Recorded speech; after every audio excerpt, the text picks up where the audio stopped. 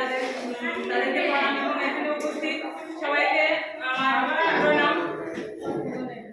শ্রীলঙ্কা যেটা বিদেশ যাত্রা বা শ্রীলঙ্কার নামটাই আমি আমার সত্যি কথা যেটা শ্রীলঙ্কার নামটাই আমি আমার জীবন থেকে ভুলে গেছিলাম।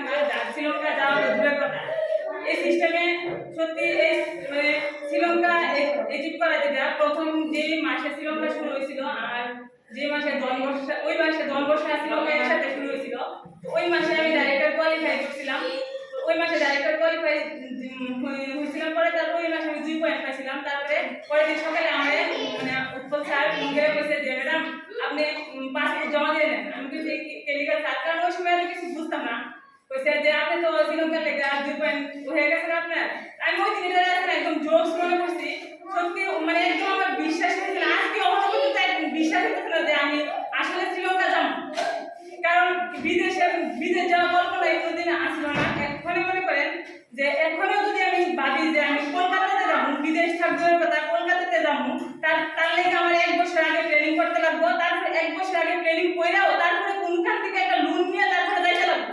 যদি ঘুরার উদ্দেশ্যে যাই ওইখানে যাইয়া মানে ঘুরুম থাকবার কথা আনন্দ করুম, ওইখানে যাইয়া আমার ইএমআই টেনশন থাকবো।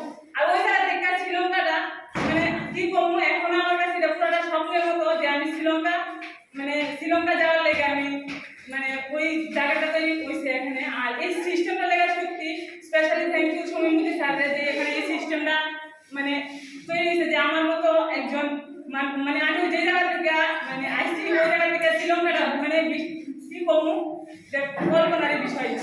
আর এটা লেগে স্পেশালি মানে থ্যাংক ইউ আমার সিনিয়র যারা রতন স্যার, প্রশান্ত স্যার, উৎপল স্যার, তাদের দেখানো রাস্তাতেই মানে এই জায়গাটা সফল হয়েছে। সবাই আবার ধন্যবাদ। Thank you madam, thank you.